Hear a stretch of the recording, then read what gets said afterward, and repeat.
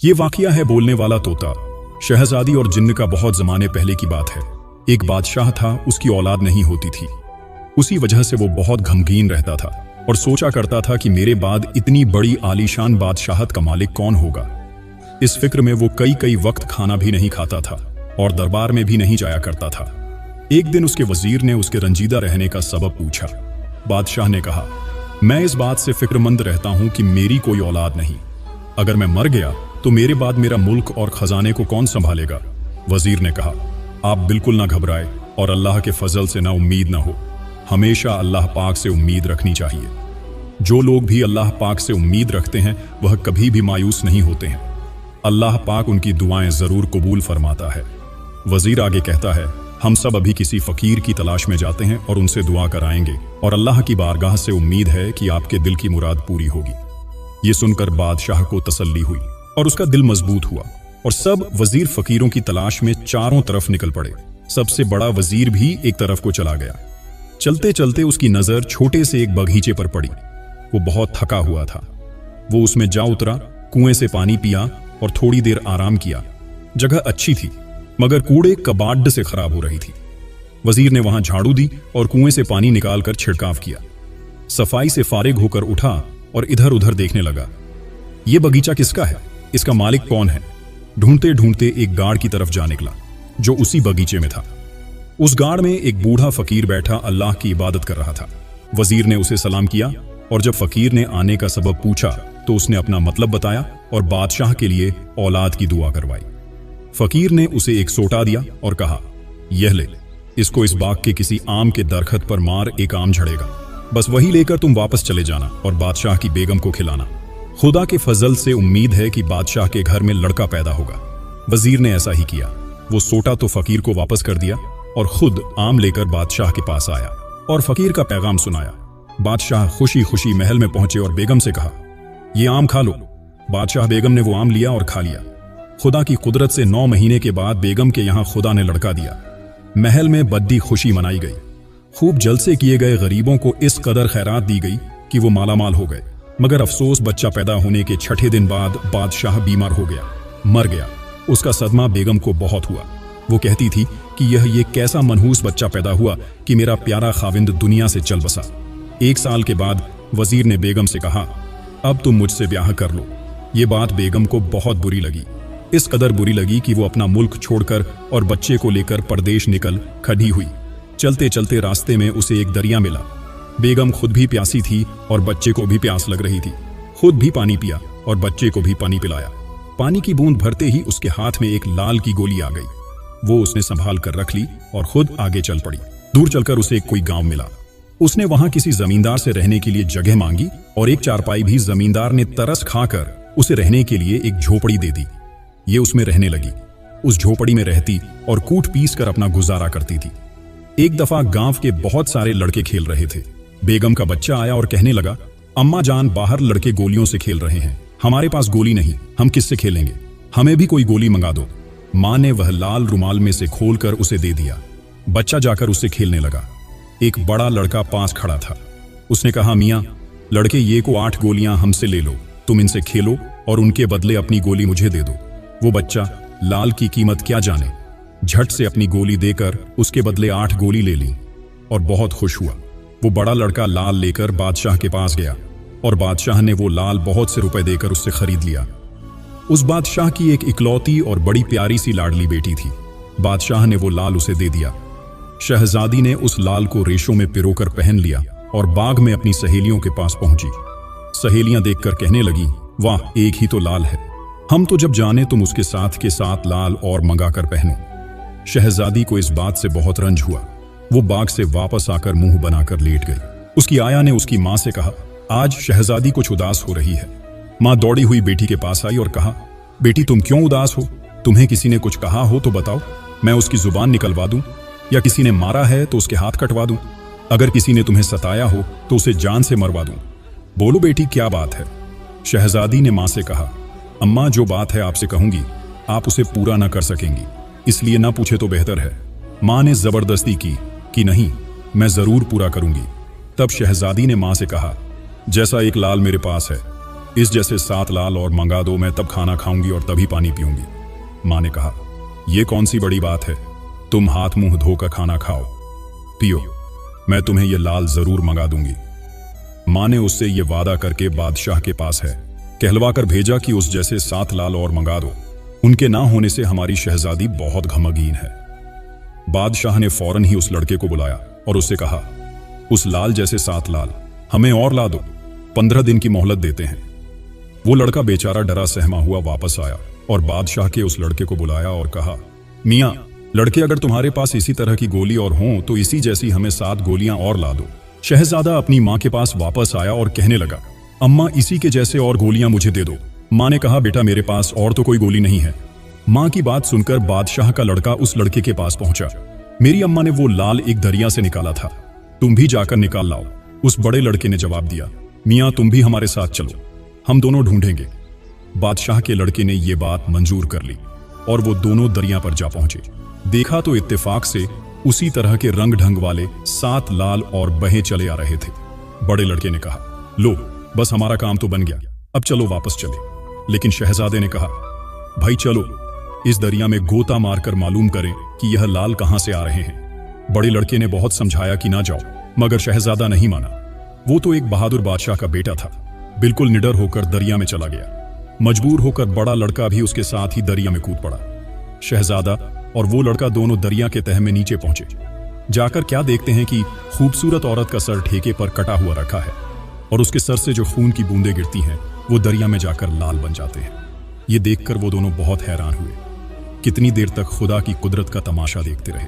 थोड़ी देर बाद बहुत जोर की आंधी आई और अजीब शोरगुल होने लगा। बड़ा लड़का तो डरकर जिस रास्ते से आया था वापस चला गया। शहजादे को इल्म व नजूम भी आता था। वो मक्खी बनकर छत पर कटे उस सर का बाकी हिस्सा यानी धड़ रखा था, उसकी निवादधा में घुसकर छुप गया। थोड़ी देर बाद क्या देखता है कि एक बहुत ही बड़ा देव आया। उसने क्या किया कि उस औरत का सर लेकर धड़ पर लगाया और सिरहाने की छड़ी मारी। उससे वो औरत जिंदा हो गई और कलमा पढ़ते हुए उठ बैठी। जिन्न कहने लगा, मानस गंध यानी आदमी की बू आ रही है, जरूर आज कोई आदमी इस बाग में आया है। औरत बोली, तुम बेवकूफ हुए हो क्या? 20 साल हो गए, तुम मेरे माँ बाप से मुझे छुद्धा कर लाए हो। मैं जब से किसी आदमजात को नहीं देखा, देखना तो दूर की बात है, मैंने किसी इंसान की आवाज तक नहीं सुनी।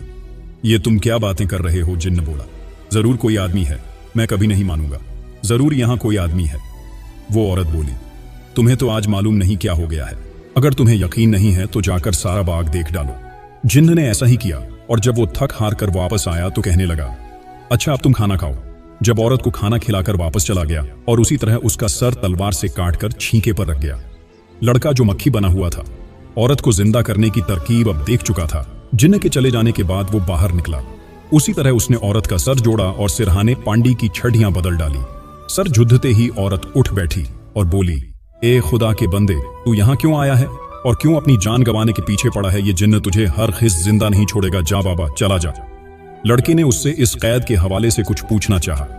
लड़की बोली, जब मेरा ब्याह हुआ और मैं अपने ससुराल जा रही थी तो रास्ते में से ये जिन्न मुझे यहाँ उठा लाया, मैं तब से इसकी कैद में हूँ। लड़का बोला, तुम क्यों मुझे चले जाने को कह रहे हो? मैं तुम्हें यहाँ छोड़कर हरगिज नहीं जाऊंगा। वो औरत कहने लगी, तुम मुझे किस तरह ले जाओगे? ये जिन्न तो मुझे हरगिज नहीं छोड़ेगा। शहजादे ने जवाब दिया, अब की जिन्न आए तो तुम उससे ये पूछना कि अच्छे मियाँ अगर खुदा ना करें तू मर गया तो मैं सारी उम्र यूं ही गर्दन कटी पड़ी रहूंगी और मेरी उम्र बर्बाद होगी। तुम ये बताओ कि तुम्हारी जान किस चीज में है, जब वो बताएगा तो मैं उसके बताए हुए पते पर जाकर उसकी जान निकाल लूंगा। उस औरत ने कहा, अच्छा। इतने में फिर उसी तरह की आंधी आई और बड़ी बड़ी हैबतनाक डरावनी आवाजें आने लगी। उस लड़के ने जल्दी से औरत का सर काटकर उसे छींके में रख दिया और फिर वो मक्खी बनकर उसके पलंग के नीचे निवाद्य में छुप गया। जिन्न आया और फिर कहने लगा, मानस गंध। वो औरत बोली, मियाँ तुम्हें बहम तो नहीं हो गया? यहां कोई आदमी नहीं, आओ बैठो, खाना खाओ। खाना खाने के बाद इधर उधर की बातें की। फिर वो औरत कहने लगी, अच्छे मियाँ अगर खुदा ना करें तू मर जाए तो मैं इसी तरह सर कटी पड़ी हुई रह जाऊंगी, मेरी उम्र तो यूं ही बर्बाद हो जाएगी। ये तो बताओ कि तुम्हारी जान किस चीज में है? जिन्न बोला, अजी मुझे कौन मार सकता है? मेरी जान कोई नहीं निकाल सकता। मेरी जान बड़ी मुश्किल जगह में है, किसी की मजाल नहीं जो वहां तक पहुंच सके। औरत बोली, आखिर बताओ तो सही किस चीज में है आपकी जान? जिन्न बोला, जहां से 7 दरिया पार एक दरिया लहू का है। उस दरिया के पार जाकर एक ताढ़ा का दरख्त है, उस पर एक तोते का पिंजरा टंगा हुआ है। अगर कोई उस तोते को मार दे तो फिर मैं भी मर जाऊंगा, लेकिन ऐसी जान जोखिम की जगह है, किसमें हिम्मत है जो वहां जाए। उसके बाद वो और बातें करने में लगा। फिर उसी तरह औरत का सर काटकर छींके में रखा और वहां से चला गया। शहजादा बाहर निकला और कहने लगा, अच्छा अब तो मैं जाता हूं और जिन्न की जान निकाल कर आता हूं, फिर तुम जरूर मेरे साथ चलोगी। औरत ने कहा, वहां तक तो जाना बहुत मुश्किल है। लड़का बोला, मेरा खुदा मालिक है, वही मुझे पार पहुंचा देगा। यह कहकर उसने औरत का सर काटा और चला गया। वो बड़ा लड़का तो पहले ही शहजादे से छुप कर चला गया था। शहजादा दरिया में अल्लाह का नाम लेकर कूदा और हाथ मारता और 7वें दरिया पार करता हुआ लहू के दरिया के पास जा पहुंचा। लहू का दरिया पार करके वो ताद के दरख्त पर चढ़ा तो उस तोते ने खूब जोर जोर से गुल मचाना शुरू कर दिया। उस तोते की आवाज से इतनी जोर की आंधी आई कि वो दरख्त हिलने और बड़े जोर से झूमने लगा। ये जल्दी जल्दी ताड़ के ऊपर चला। वहां पहुंचकर उस तोते को जल्दी से पकड़कर उसकी टांगें चीर डाली। तोते का मरना था कि उस जिन्न की मोटी और लंबी लाश वहां आ पड़ी। उसने जिन्न के कान काटे, उसकी नाक भी काटकर रुमाल में बांध ली और फिर वापस चल पड़ा। वापसी पर वो ना दरिया था ना वो इतना लंबा जंगल। वो जल्द ही वापस आ गया और उस औरत से कहने लगा, लो अब चलो, अब तो जरूर तुम्हें मेरे साथ चलना होगा। औरत ने कहा, मुझे तो यकीन नहीं आता कि तुम उसे मार आए हो। क्या तुम उसके मरने की कोई निशानी लाए हो?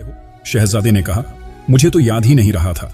लो ये उसके कान और नाक है, देखो अब तो तुम्हें यकीन आ गया। औरत बोली, हां, लेकिन अभी ये एक और शर्त है, वो ये कि मेरी बहन को एक और जिन्न उठाकर ले गया है, उसको भी उस आफत से छुड़ाओ। शहजादा बोला, मुझे तो नहीं मालूम वो कहां रहती है, तुम मुझे उसका पता बता दो और मेरे साथ चलो। औरत बोली, ठीक है। ये कहकर दोनों दरिया से बाहर निकले और चलते चलते उस औरत की बहन के पास पहुंचे। वहां जाकर क्या देखते हैं कि उसकी बहन बेखबर सोई हुई है। वो औरत उसके पास पहुंची, लेकिन शहजादा एक झोपड़ी में ठहरा रहा। वो औरत अपनी बहन को जगाकर कहने लगी, उठो बहन, तुम अभी तक सोई हो। उसकी बहन बोली, क्या करूं, जब तक वो जिन्न सोता है तो मैं भी सोती हूं। वो दिन 6 महीने सोता है और 6 महीने जागता है, उसके लिए मैं भी सो जाती हूं। तुम मेरे पास कैसे आ गई? उसने अपना सारा किस्सा सुनाया और कहा, एक शहजादा बड्ढा नेक बख्त है, मुझे उस जिन्न से छुड़ा कर लाया है और वो जिन्न तो मर गया। अब वो शहजादा तुम्हारे जिन्न को मारने आया है। अब वो जिन्न जब तुम्हारे पास आए तो तुम उससे ये कहना कि मियाँ अगर खुदा ना करें तुमको कोई सोते वक्त मार जाए तो मैं क्या करूंगी। यहाँ कोई आदमी भी नहीं आता जो मुझे यहाँ से निकाल कर मेरे माँ बाप तक पहुंचाएं। मैं तो रो रो कर मर जाऊंगी। मुझे ये बताओ तुम्हारी जान किस चीज में है? बहन ने कहा, अच्छा अब तुम जाओ, शायद ये जिन्न ना आ जाए क्योंकि उसके आने का वक्त है। वह औरत वापस आ गई और शहजादे को बता दिया। उस औरत की बहन ने अपनी बहन की बताई हुई बातें जिन्न से पूछी। उस जिन्न ने भी इसी तरह जवाब दिया कि मेरी जान बड़े अजाब में है। किसी को इतना हौसला नहीं कि वो वहां पहुंचे। कई पहाड़ों के ऊपर से एक जंगल है, उसमें एक बड़ा ऊंचा खजूर का दरख्त है। उसकी जड़ में 2 गज नीचे एक संदूकचा है, उसके बीच में एक डिब्बा है, डिब्बे के बीच में एक डिब्बा है, उसमें काला भंवरा है और उस भंवरे में मेरी जान है। अगर कोई उस भंवरे को मार दे तो मैं मर जाऊंगा, लेकिन इतनी जरूरत किसमें हो सकती है। फिर थोड़ी देर बाद वो जिन्न चला गया और वो औरत उसके पास आई और पूछा, बताओ क्या पता बताया। उसने सारा हाल अपनी बहन को सुना दिया और उस सूरत में जाकर उसकी बहन ने शहजादे से सारी बात बता दी। शहजादा कहने लगा, बहुत अच्छा, मैं जाता हूं। ये कहकर शहजादा चला गया और उसी जंगल में पहुंचा। उसी वक्त खजूर का दरख्त मिला। उसने उसकी जड़ से खोदा और फिर उसके नीचे से संदूक निकाला और संदूक का निकलना था कि बड़ी जोर से आंधी आई और अंधेरा हो गया। शहजादे ने हिम्मत करके वो डीविया निकाली तो आंधी का इतना जोर हुआ कि वो खजूर का दरख्त जमीन से लग लग कर जाने लगा और हर तरह अंधेरा छा गया। शहजादे की जेब में एक बड़ा सा हीरा था। उसकी रोशनी में उसने उस भंवरे को जमीन पर फेंक कर मसल दिया। उस भंवरे के मरते ही जिन्न की एक बहुत ही लंबी मोटी और भारी लाश धड़ाम से जमीन पर आ गिरी। शहजादे ने उसकी भी नाक काटी, कान काटे और वहां से चला गया। अब वो वापस आने पर न वो इतना लंबा जंगल था न वो ऊंचे पहाड़ थे। वो जल्द ही उस औरत के पास जा पहुंचा। वहां से उन दोनों को लेकर अपनी मां के पास आया। वो लाल उस बड़े लड़के के हाथ बादशाह को भेजे। बादशाह ने वो लाल महल में अपनी बेटी के पास पहुंचा दिए। शहजादी ने वो लाल अपने रेशों में पिरोकर गले में पहन लिए और फिर अपने बाग में चली गई और सहेलियों से कहा, लो अब मैं वो लाल भी पहन आई हूं। सहेलियां बोली, लाल पहने तो क्या पहने, हम तो जब जाने। जो इस लाल के लाने वाले लड़के से ब्याह करो। शहजादी फिर अपने महल में वापस आई और इसी तरह मुंह बनाकर लेट गई। न खाना खाया न पानी पिया। उसकी देखभाल करने वाली अम्मा बेगम के पास गई और कहने लगी, बादशाह बेगम, शहजादी उसी दिन की तरह फिर उदास है, आप चलकर उनको तसल्ली दें। बादशाह बेगम आई और अपनी बेटी से बोली, मेरी जान प्यारी बेटी, तुम क्यों उदास हो? अगर किसी ने मारा हो तो उसके हाथ कटवा दूं, अगर किसी ने कुछ कहा हो तो उसकी जान निकलवा दूं, कुछ तो बताओ। शहजादी ने अपनी मां से कहा, अम्मा जान, मैं जो कुछ कहूंगी आप उसको हरगिज पूरा नहीं कर सकेंगी। मां ने कहा, नहीं, मैं जरूर पूरा करूंगी। शहजादी बोली, तो अम्मा, जो आदमी ये लाल लाया है उससे मेरी शादी हो जाए, मैं जब ही कुछ खाऊंगी और जब ही पानी पीऊंगी। अम्मा ने कहा, बेटा यह कौन सी बड़ी बात है, मैं अभी 15-16 दिन में तेरी शादी कर दूंगी। ये कहकर बेटी के पास से वापस आई और बादशाह को कहलवाया, जो शख्स लाल लाया था उससे शहजादी शादी करना चाहती है। बादशाह ने बड़े लड़के को बुलाया और पूछा, ये लाल तूने किससे लिया था? उसने कहा, हमारे घर के करीब एक औरत अपने लड़के समेत रहती है, उसके लड़के से मैंने यह लाल लिया था। बादशाह ने कहा, अच्छा उसको बुलाओ। वो लड़का गया और शहजादे को बुला लाया और बादशाह के हुजूर में हाजिर करके कहा, ये लड़का है जिससे मैंने वो लाल लिया था। बादशाह ने उसकी जात पूछी। लड़का बोला, जनाब, जो हुजूर की जात वो मेरी जात, मेरा अब्बा फला मुल्क का बादशाह था। और उसी तरह अव्वल से आखिर तक सारा हाल बादशाह को कह सुनाया। जब बादशाह को यह मालूम हुआ कि ये भी किसी मुल्क का शहजादा है तो बादशाह बड़ा खुश हुआ और अपनी लड़के की शादी उससे कर दी। जब दोनों का ब्याह हो गया तो शहजादी फिर बाग में गई। अब उसकी सहेलियों ने कहा कि हाँ, अब तू बहुत अच्छी लगती हो। फिर दोनों मियाँ बीवी आराम से रहने लगे। शहजादे की माँ को भी महल में बुला लिया गया। बादशाह का कोई लड़का नहीं था, उसने अपना सारा मुल्क शहजादे को दे दिया। फिर वो शहजादा बादशाह बन गया और वो अपने शहजादी के साथ खुश व खुर्रम जिंदगी गुजारने लगा। उन दोनों औरतों के पते मालूम करके उन्हें अपने अपने घर पहुंचा दिया गया और वो भी हंसी खुशी जिंदगी बसर करने लगी। उस मुल्क का वजीर, जो कि अब बादशाह बन चुका था, जिसने मल्लिका से शादी करने के लिए कहा था, उसको जब पता चला कि मल्लिका और शहजादा फलां मुल्क में है तो वह वहां पर आ पहुंचा और अपनी कोताही के लिए मल्लिका बेगम से माफी मांगी। मल्लिका बेगम ने उसे माफ कर दिया और उन्होंने अपनी गलती भी तस्लीम की। उन्होंने कहा कि मुझे ऐसे महल छोड़कर नहीं आना चाहिए था, मैं तुम्हारा रिश्ता इनकार भी कर सकती थी। उसके बाद मल्लिका बेगम ने वजीर को उस मुल्क को वजीर को ही दे दिया और सब हंसी खुशी रहने लगे। तो मेरे प्यारे साथियों, कहानी अच्छी लगी है तो वीडियो को लाइक करके हमारे चैनल को सब्सक्राइब कर दें